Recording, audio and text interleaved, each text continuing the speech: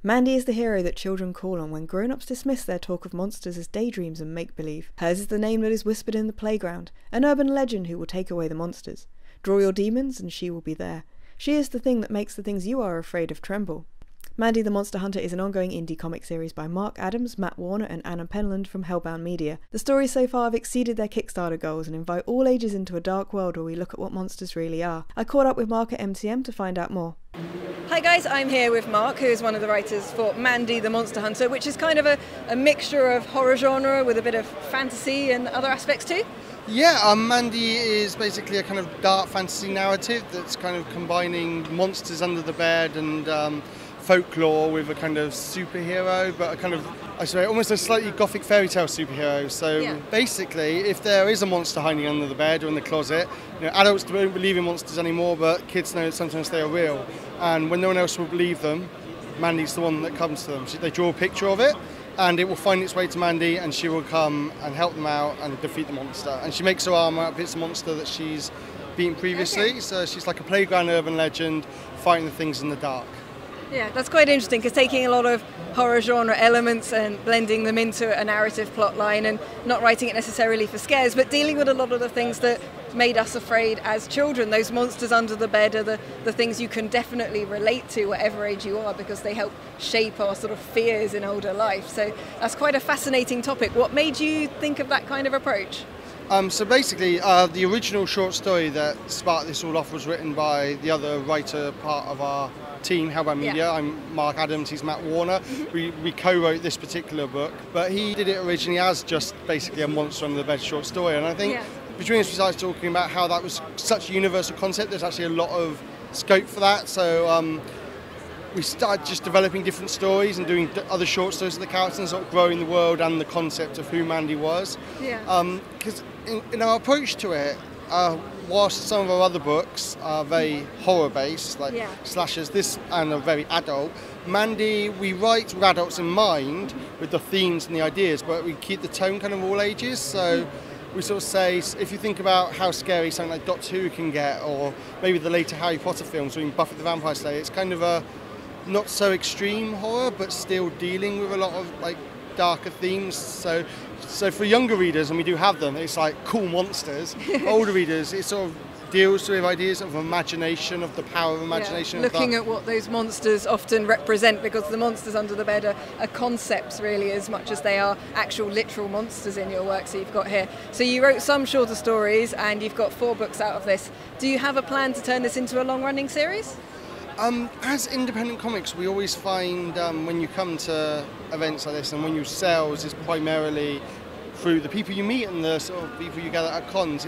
You don't want to have anyone necessarily commit to something that doesn't have an ending. So we're sticking to recurring the characters into new stories and doing new tales, but we'll always have a story conclude and work in itself. So you can pick up any Mandy book and enjoy it for what it is. Okay. Or you can buy more and read more and explore the expanded world, and that's kind of the way we like to approach it. Yeah, that's quite a good approach, because you can sort of drop into any book or you can read more, and they're all going to add up to a bigger picture, even though they're all self-contained little snippets of Mandy's life. And that gives you free rein to explore her and different aspects of her life without having to follow a specific timeline constraint or anything like that. So I guess it gives you a lot of creative freedom too. No, definitely. I think it's allowed us to bring in some other characters and ideas we've had and just sort of introduce them. So she has a sort of tech support who's a boggart called Humphrey, who's kind of... Everybody's got a queue. You've got to have a queue. Well, exactly. And basically she funds herself by selling bits and monster on the sort of dark web kind of thing, because there's always people, who want eye of this or toe of that in the world. That's a very good point. It never occurred to me that there probably is a dark web for eye of newt and, toe of demon and monster parts. Exactly. Yeah. And she uses monster parts in her armour, so the best bit she incorporates into it. And it's also the belief in her from the children, because there's this world within the Mandy mythology. It's called the Edge, and it's kind of don't go near the edge, they say to kids, and it's a sort of infinite realm of fear where the kids' imagination produce monsters, sort of the edge between reality and fiction. And a lot of the monsters what she fights bleed over from that. So often the belief and the fear that kids have can also, and different fears that kids have, fears of loss and sort of quite adult themes, but done in a certain way that's suitable for all ages, can be personified in monsters. So some of the stories we're sort of starting to tell deal with specific fears and worries and concerns. And Spindly Man, which is the new one, obviously, actually started off when we were looking at viral stories, and this we call it the Slender Man was the obvious name. When we looked at that, that was a story that just went viral and spread everywhere.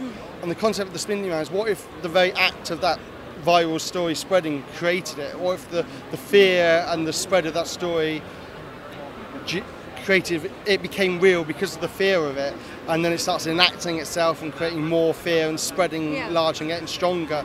And since Mandy's like this playground urban legend, we got this idea of having this sort of antithesis of Mandy. The Spindly Man is like the anti-Mandy in a sense. It's a negative story that's growing stronger.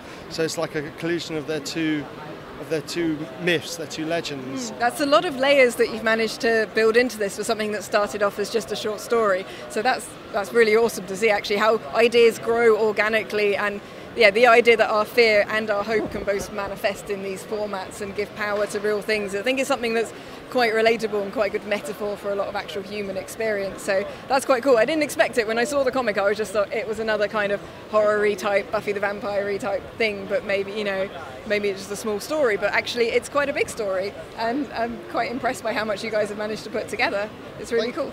Thank you. It's been, as I say, it's been a long journey. We've been doing this for several years, and we are big horror fans, but I think personally, I know Matt likes different types of horror to me, and I think we've drawn those different sort of loves to do things, and for me, I quite like the sort of thematic, strong horror, how horror and things in the dark and horror stories are quite primal. They go right back, don't they? It's the thing in the dark, and that's going back to like caveman days. Is that the predator thing, and so that's why I'm a big fan of horror. And I like that kind of using those primal fears and updating and using them in different ways. And with Mandy, it's been something we can do with that. I mean, and I think a lot of horror does that, because I say Slenderman, we also draw actually on like the Babadook and Candyman. These are other influences that we put into the character. They're recurring themes for a reason, and because they're things that tap into human experience at its basics level.